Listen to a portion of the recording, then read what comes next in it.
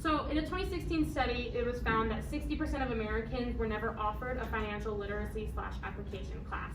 And studies show that those who never took or were offered a financial application/literacy class tend to have lower credit scores as well as more financial problems. And 38% of households have some form of credit card debt with an APR of around 16.47%. Now that's over half of the Americans that were never offered a financial literacy class. And with the world revolving around money, it's important that we implement mandatory financial application classes in high schools when students are getting their first dip into real money and taxes that they earn and pay.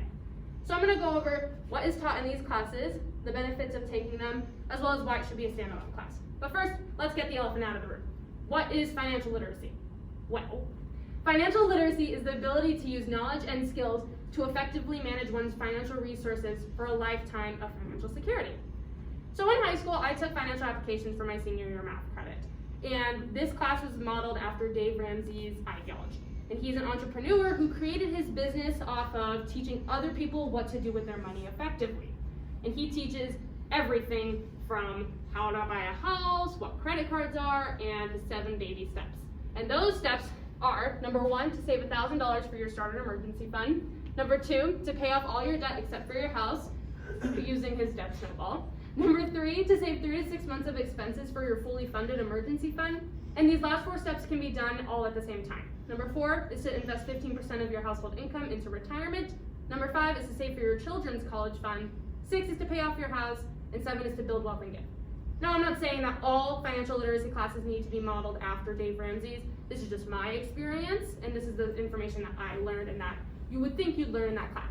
And because I took this class, I also learned from him to go to community college first instead of going straight to university to save money. And this way, I'm not a part of the millennials that are starting their career with over $1.52 trillion in debt.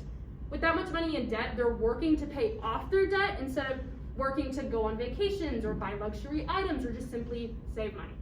So now you've learned everything that you need to learn in these classes. What are you going to do with them?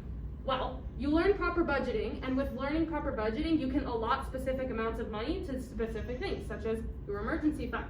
And this way, when you have that money allotted, you won't be a part of the half of Americans that don't have enough money for a $400 emergency, such as getting fired or from medical bills or auto problems.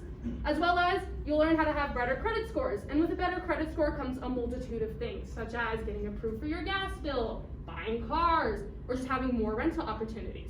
And simply having more knowledge about your finances helps you have a positive outlook on your money, and this way you can be more prepared when it comes to emergency situations. So if you're in trouble and you're having panic about the lack of income you're having, you at least have the thoughts and the steps you need to take to get out of that panic. As well as, there are only 6 states in Arizona in America that require this class to be mandatory. And Arizona is not one of them. And Arizona requires it to be implemented. So what does implemented? I'll give you an example. Sex ed is an implemented class in my high school. So we need to take that in biology, and which is where all freshmen are required to take biology their freshman year. In that class, I'm thinking I'm going to learn how to not have a baby in high school, what STIs are, as well as how can I practice safe sex practices. And I learned none of that. I learned how an embryo grows, I watched a woman give birth, as well as I learned the reproductive organs and what they secrete.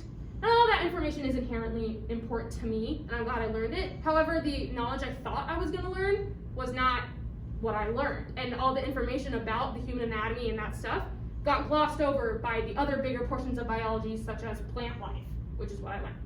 And specifically for my high school with finances, it was implemented into economics.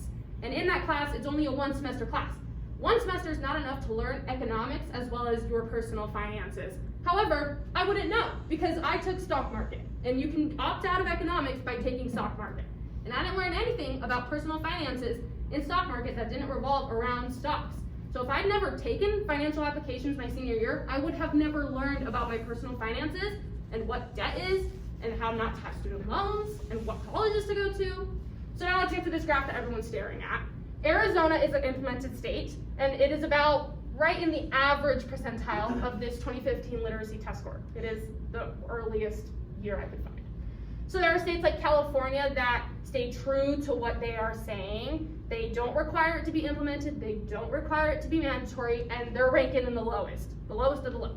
There are also states like Vermont that are in the highest of the high that require the class to be mandatory. But there are also states like Pennsylvania, Colorado, and Texas that are much like Arizona and require it to be implemented. However, they are still ranking in the lowest scores, including Texas with the lowest score of 2.81. This is a perfect example of why this class needs to be a mandatory class rather than an implemented class, so that we can all hopefully be in the percentile of the highest rate, such as Vermont and basically this whole area right here. So I just told you about what you learned in the class, the benefits of taking the class, as well as why it needs to be a standalone class instead of an implemented class. And you're thinking, what can I do? I'm glad you asked. You can look up more information about this subject so you have a better knowledge, so that you can bring it up to your children's high school district officials or your past high school district officials and bring up your concerns about why you believe that financial application literacy classes need to be mandatory for high school students to take. Thank you.